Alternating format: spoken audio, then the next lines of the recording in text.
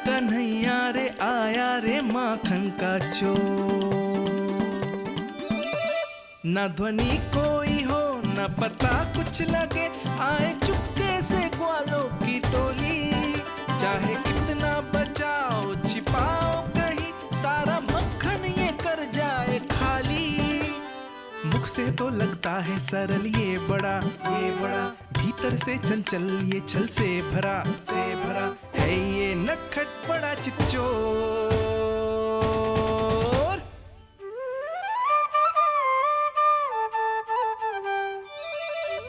भोला भाला कान्हा है माखन का चोर, भोला भाला कान्हा है माखन का चोर, भोला भाला कान्हा है माखन का चोर, भोला भाला कान्हा है माखन का चोर।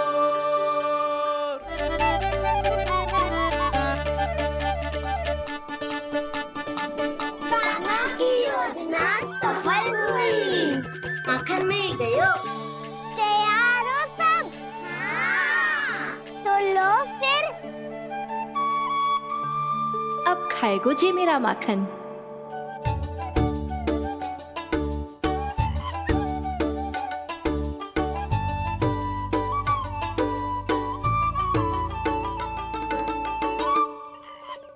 वानर बारात, सबसे पहले तो आप ही लो। हैं?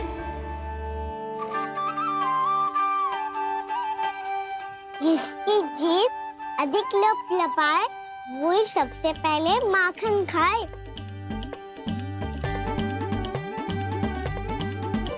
स्वयं हाथों से अपने ये बांटे, पूरी टोली को माखन खिलाए।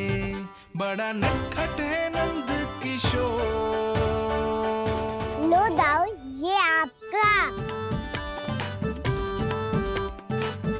सारा माखन जे इन सब में बांट रहो है, स्वयं ना खाएगो। भोला भाला कान्हा है माखन का चोर, अरे भोला भाला कान्हा है माखन का चोर, अरे भोला भाला कान्हा है माखन का चोर। इतनी देर बाद ही सही, अब खा रहे हो जी मेरे हाथ का माखन। प्रभु, ये जो भी करते हैं उसके पीछे कोई ना कोई उद्देश्य अवश्य होता है। मैं ये जानने के लिए आतुर हूं कि इस माखन चोरी की लीला के माध्यम से कौन सा संदेश देना चाहते हैं ये। बस यही कि यदि कोई भक्त सच्चे हृदय से भगवान का स्मरण करे तो भगवान अवश्य आएंगे और अपने भक्तों के कर्मों को सुधारने की प्रक्रिया प्रारंभ कर देंगे। फिर चाहे वो भक्त जानकी हो या सावित्री। कृष्ण माखन नहीं खा रहे देवी, ये तो अपने भक्तों के दुष्कर्मों को मिटा रहे हैं ताकि उन्हें जीवन और मृत्यु के चक्र से मुक्ति दिला सके। पर प्रभु, ऐसे तो सारा संसार इन्हें माखन चोर बुलाएगा। ये माखन आत्मा की तरह है और आत्मा तो सदैव से ही परमात्मा की होती है। इसीलिए कृष्ण जो चुरा रहे हैं वो माखन नहीं, ये तो इन गोपियों की चित है देवी। अब से जो भी व्यक्ति इन्हें माखन चोर बुलाएगा वो इन्हें प्रेम से चित चोर कहकर भी पुकारेगा, वो इन्हें प्रेम से चित चोर कहकर भी पुकारेगा।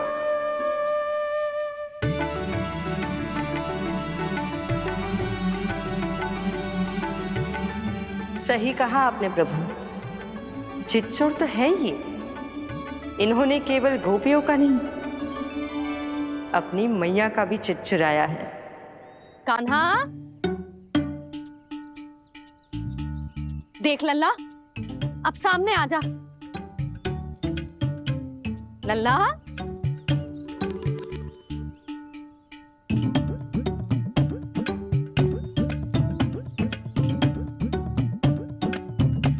मुझे पतो है तू खम्बे के पीछे छुपो है।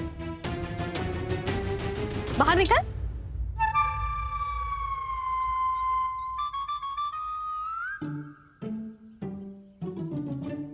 मैया,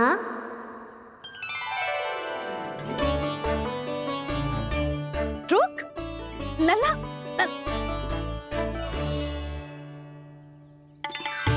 ठीक है, मत आ। मैं अकेले अकेले पूजा करने जा रही हूँ।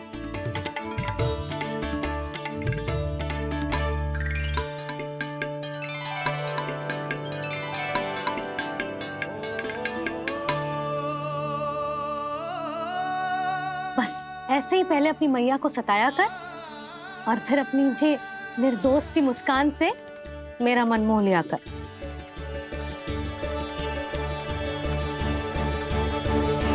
और चाहिए?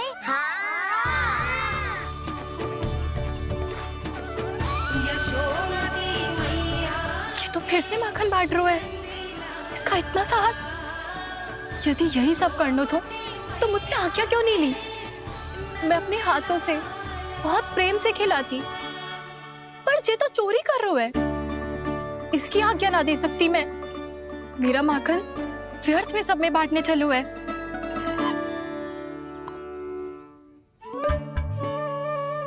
दो वानर महाराज और तनिक ले लो। सखा तो सखा, ये तो वानरों में भी बांटने लगू है। और चाहिए? नाना, नन्ना है। भैया ने क्या कही थी? लोभ बहुत भयानक राक्षस है। पर कान्हा, अभी तो गले तक ही गया है माखन। पूरे मटके चट कर गए और माखन अभी तक गले तक ही पहुंचा है। हाँ, तभी मेरी भी ना मिट्टी है। वसंता, इसे तुम ले लो।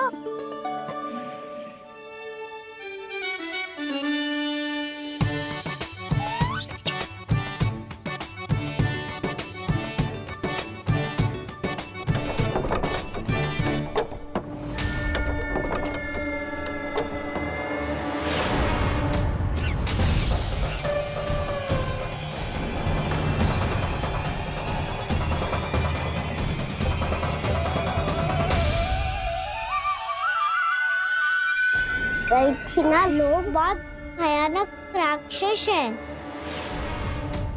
जी अच्छी बात ना है कान्हा। अभी चल के यशोदा जी को बताती हूँ।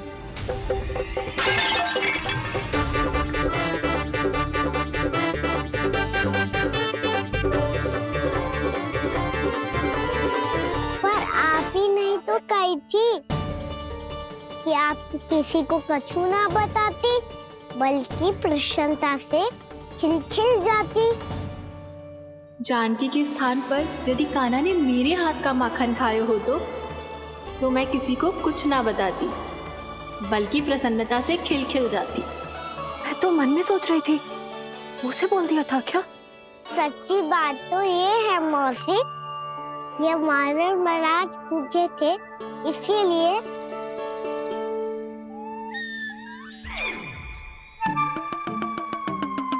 कल मैं इसीलिए ना बेच पाई क्योंकि हाट जाने के लिए सकट ही ना मिलो, और आज बेचने के लिए तो माखन ही ना बचो।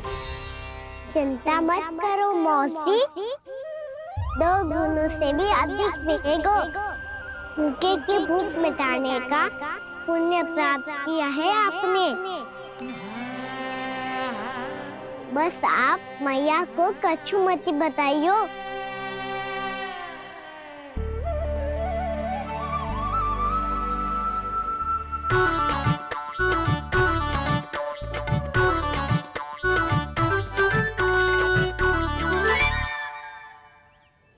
वैसे भी भूखे की सहायता करके मैं अच्छा कार्य ही तो कर रहा था, है ना?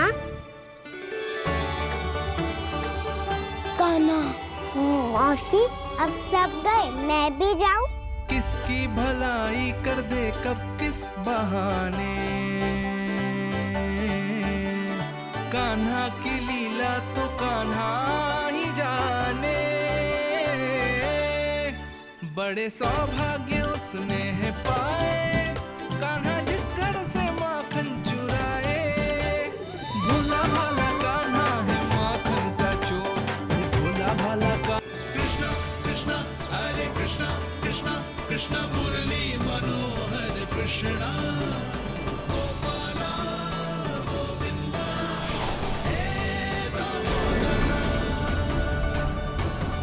भाग्य?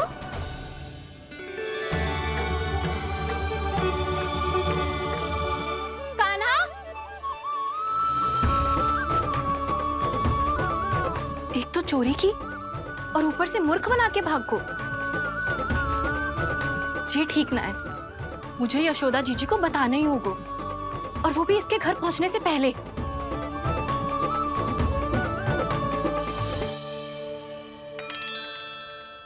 अरे पल्लू मत खींच, तनिक रुक जा, दे रही हूँ, पूजा तो करने दे।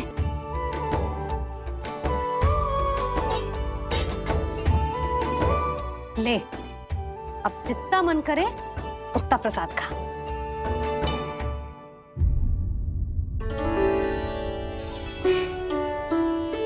या तो मैं सच्ची बावली हो गई हूँ कि मुझे हर समय कान्हा दिखता रहता है, या फिर मेरा लल्ला कुछ अधिक ही विशेष है कि मेरे साथ ना होके भी सदैव अपनी मैया के साथ ही रहता है।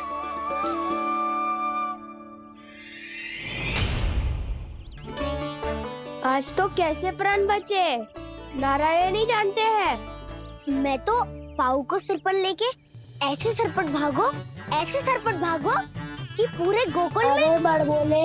इस समय तो बड़ी बड़ी मत हाको, पर असली लाभ तो वानर महाराज ने उठाया है। पूरी की पूरी मटकी अकेले लेके निकल लिए। ये हमारी प्रतीक्षा कर रहा था ताकि हम माखन बांट सके। हमारे साथ ना दाऊ, उनके साथ।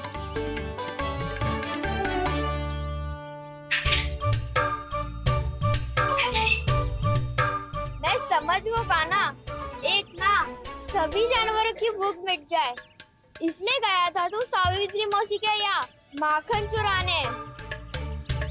इससे पहले कि वो हमारे यहाँ पहुँच जाए, हमें घर पहुँचना होगा दाऊ, चाहे कछु हो जाए, पर देरी ना होनी चाहिए। इससे पहले के बहुत समय बीत जाए, हमें ये समझना होगा कि लोभ आदमी की बुद्धि को भ्रष्ट कर दे, तो हमारे सोचने समझने की क्षमता को नष्ट कर दे। तो बहुत समय पहले की बात, एक साधु था, वो सुनसान घने जंगल में रहकर साधना करता था। ब्रह्म ज्ञान को प्राप्त करने ही वाला था कि अचानक से एक दिन उसे एक सुनहरी बिल्ली दिखाई थी। उसने उसे देखो तो सोचो कि ये तो बहुत सुंदर है, इसे तो मेरे पास रहना चाहिए, और उसने उस बिल्ली को अपने पास रख लिया। फिर उसने सोचो कि इसे तो दूध की आवश्यकता होगी और उसके लिए गाय की, तो उसने एक गाय भी रख ली। अब गाय को चारे की आवश्यकता होगी और चारे के लिए भूमि की। नारायण की कृपा से भूमि का प्रबंध भी हो गयो।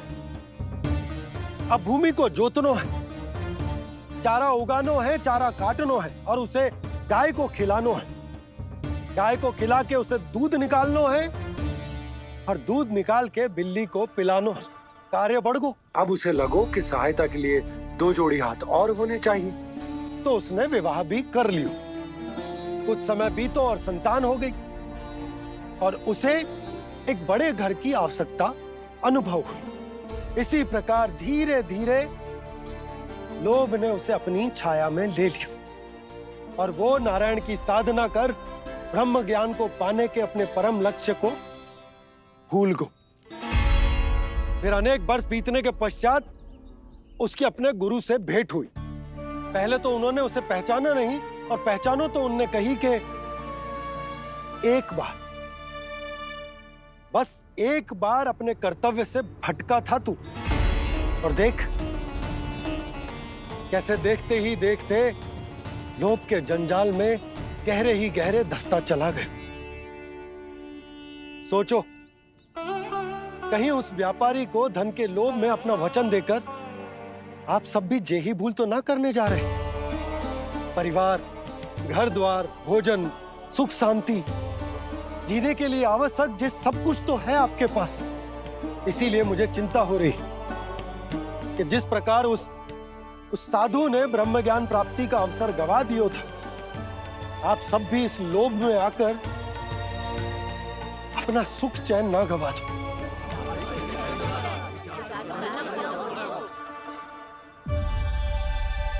लग तो है बात सबको समझ आ रही है।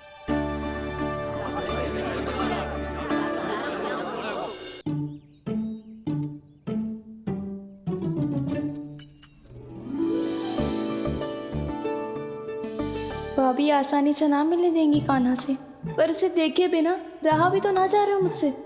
कहाँ है वो? मुझ पे बहुत क्रोध है उन्हें। इतने शीघ्र शांत ना होगा, उन्हें मनाना तो पड़ेगा ताकि मैं नंद भवन में फिर से बिना किसी रोक टोक के आ जा सकूं। पर क्या बोलूं, कैसे मनाऊं उन्हें?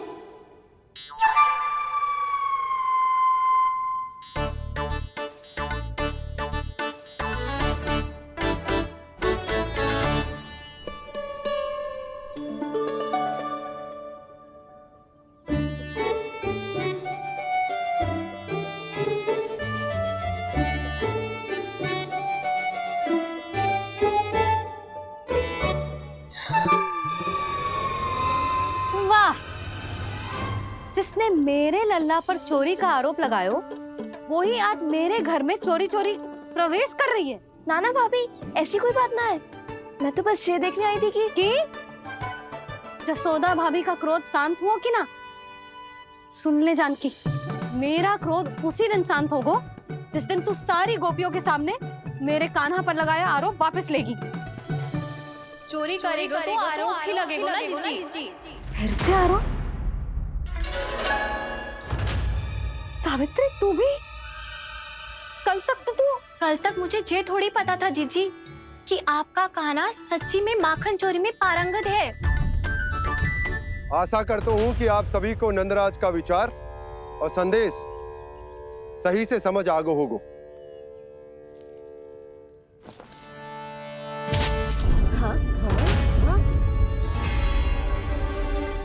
सिक्कों की खनक बता रही है कि पोटली कितनी भारी है। एक ही दिन में कितनों धन पा गई जे।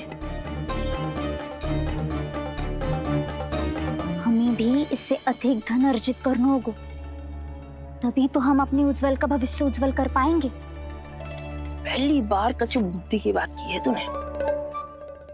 नंदराज, हमारे मन में आपका बहुत सम्मान है, पर हम जो करना चाह रहे हैं वो लोभ ना है, वो तो विकास है। हाँ नंदराज, हम अपना और अपने संतानों का भला बुरा सोचे बिना कब तक अपना जीवन इस प्रकार जीते रहेंगे? फिर पिछले 4 वर्षों से हमने आपको कर भी तो ना दियो है। मुझे तो लगता है कि नंदराज की बातों पर शांति से सोच विचार के बाद ही कुछ निर्णय लेना चाहिए। ऐसा मौका बार बार ना आता। नहीं, हमें सोच विचार कर निर्णय लेना है सबने।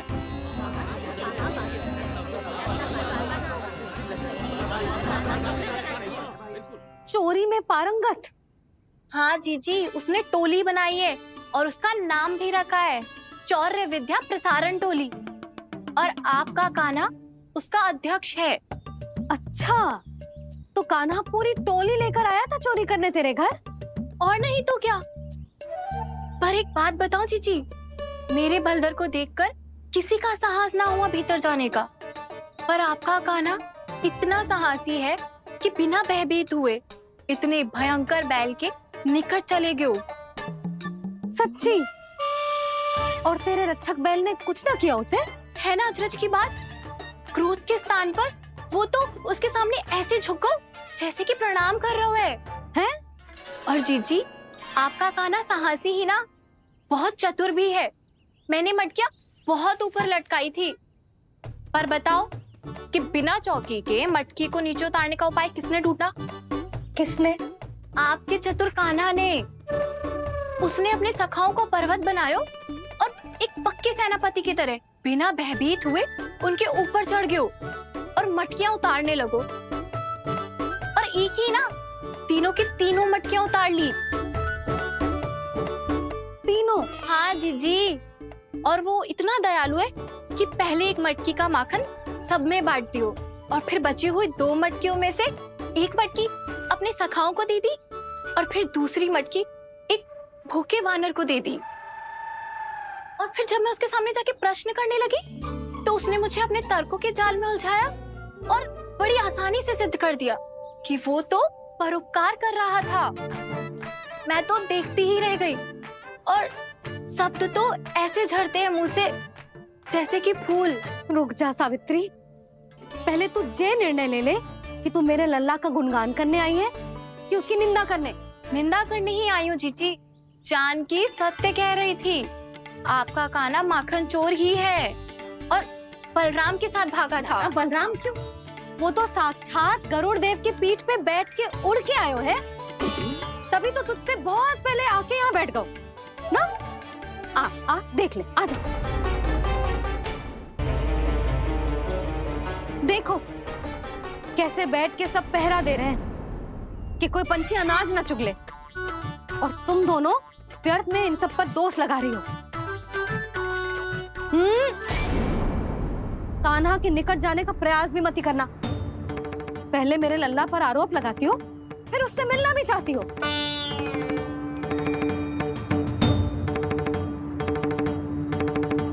पर जीजी चोरी, अरे उसे तो चोरी का अर्थ भी ना पता होगा। तुम दोनों को नारायण का भय भी ना है क्या? हाँ, मेरे लल्ला पर आरोप लगाने से पहले तुम दोनों को लज्जा ना आई? हे नारायण, अब आप ही बताओ मैं क्या करूं। लग तो है किसी की घोर दृष्टि लगी है कि बार बार मेरे लल्ला पर आरोप लगते हैं। किसी की क्या, तुम दोनों की दृष्टि लगी है। या तो तुम दोनों मनगढ़ंत कथाओं को सत्य बताना छोड़ दो, या फिर कृपा करके मेरे घर आना बंद कर दो।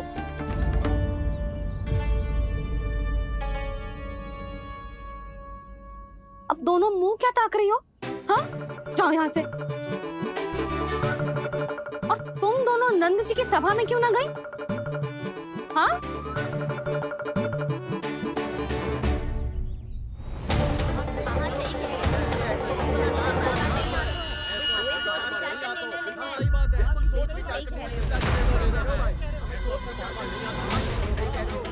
जी कौन? पहले तो कभी ना देखो इसे।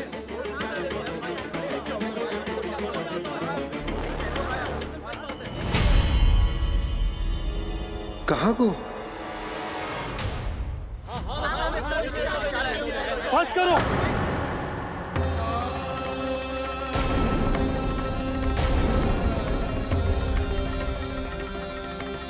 मेरी आंखों के सामने मैं गोकुल में इस तरह फूट पड़ते ना देख सकता।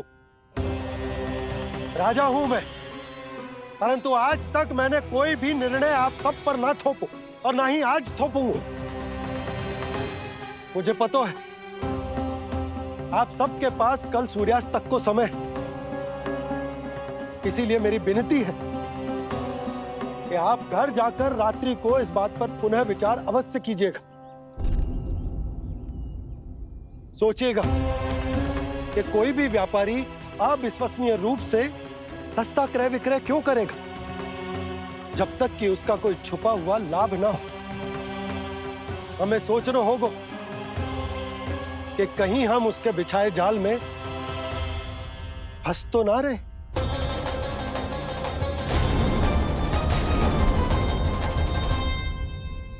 बच गए भैया, जैसे तैसे ही सही, पर समय से पहले पहुंच ही गए हो। सावित्री मौसी कनेक सी बात को इतना बड़ा चढ़ा के बोल रही थी जितना उज्जवल भी ना बोलतो।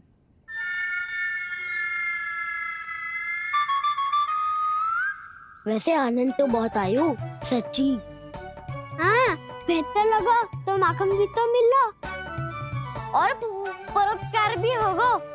बता कान्हा, और किसके घर जाना है अब? आज ही तो हमें शिक्षा मिली है, इतनी शीघ्र भूल गए तुम सब। लोग के चक्कर में पड़ोगे तो फंसोगे। लोग के चक्कर में पड़ोगे तो फंसोगे।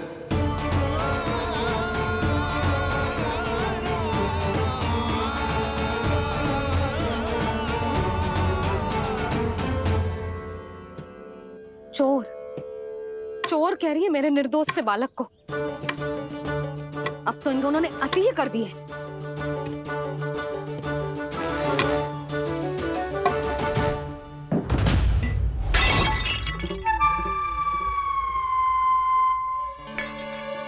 से भी अभी फूटना था। वैसे ही मैं इतनी चिंतित हूँ। कैसे समझाऊं इन गांव वालों को?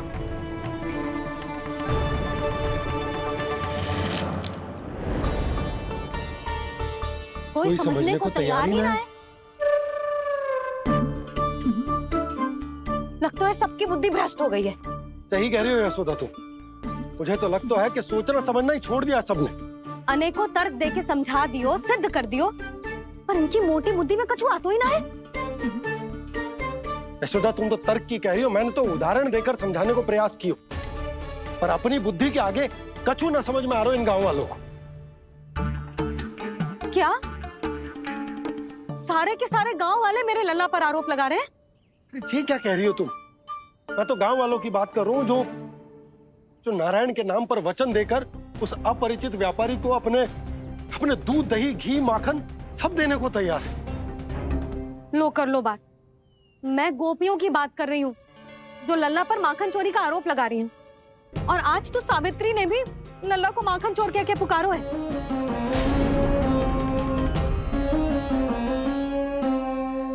सावधान यशोदा, कहीं बड़ा होकर माखन चोर ना बन जाइए। अच्छा, ये सब आप छोड़ो।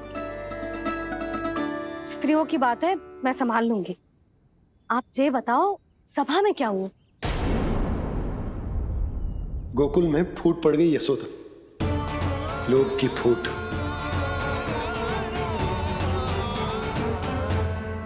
अरे रुको रुको रुको, व्यापारी जी रुकिए रुकिए। नंदराज ने प्रयास तो बहुत किया था व्यापारी जी, पर कुछ व्यक्तियों को छोड़ करके किसी के कान पे जूं तक नहीं रेंगी। इसका अर्थ फूट पड़ चुकी है लोभ की वजह से। बहुत ही शुभ समाचार लाए हो गुप्तचर। अब शीघ्र ही दिखेगा लोभ का चमत्कार।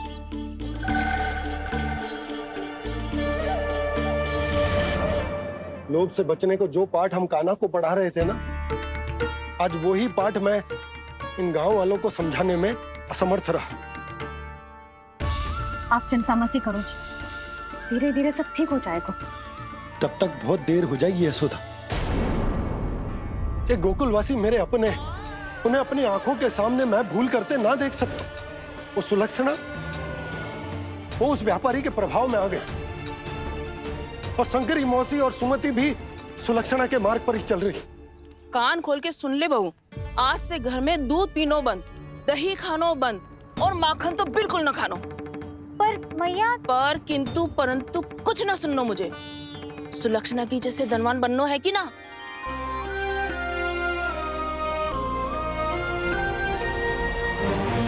तो फिर जैसा मैं कहती हूँ वैसा कर, तभी तो अधिक से अधिक दूध, दही, माखन बेचकर अधिक से अधिक धन अर्जित कर पाएंगे हम।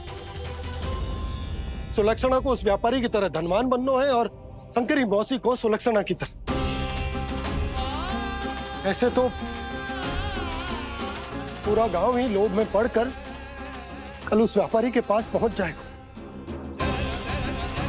अब तो फिर स्त्रियों को मुझे अपने ढंग से समझाना पड़ेगा। अब गोकुल वासियों को चाहे कोई भी कितना भी समझा ले, बुझा ले, ज्ञान बांटे, उन्हें केवल एक ही भाषा समझ में आएगी, लोभ की भाषा। लगता है आपके पास बहुत उत्तम योजना है व्यापारी जी। सब झटक लूंगा।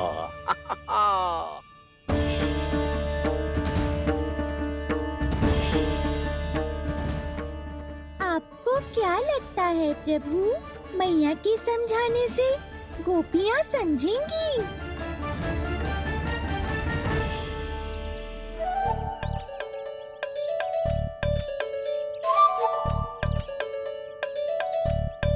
कान्हा, और कितनी प्रतीक्षा करवाएगो?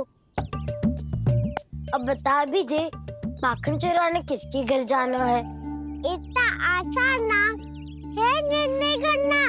समय लग तो है, सोच विचार करना पड़तो है। पर ये निर्णय किया कैसे जाए पता है मुझे। लगता है ये निर्णय करना पड़ेगा कि बचना कैसे है।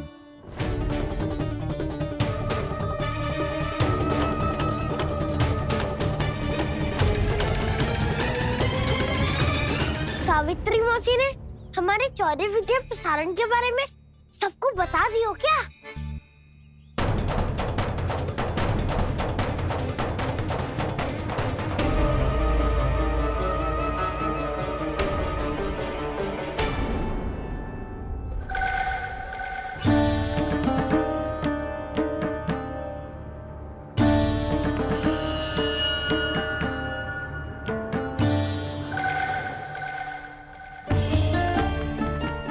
शीघ्र आओ, छोटी माँ बुला रही है।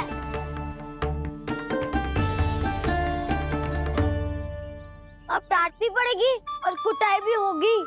चौरी विद्या प्रसारण कल ही आरंभ हुआ था और आज ही समाप्त हो जाएगा। सब इतने गंभीर क्यों है आज? गंभीर तो होंगे ही ना दाऊ, क्योंकि मैया आज अच्छा वाला पाठ पढ़ाने वाली है।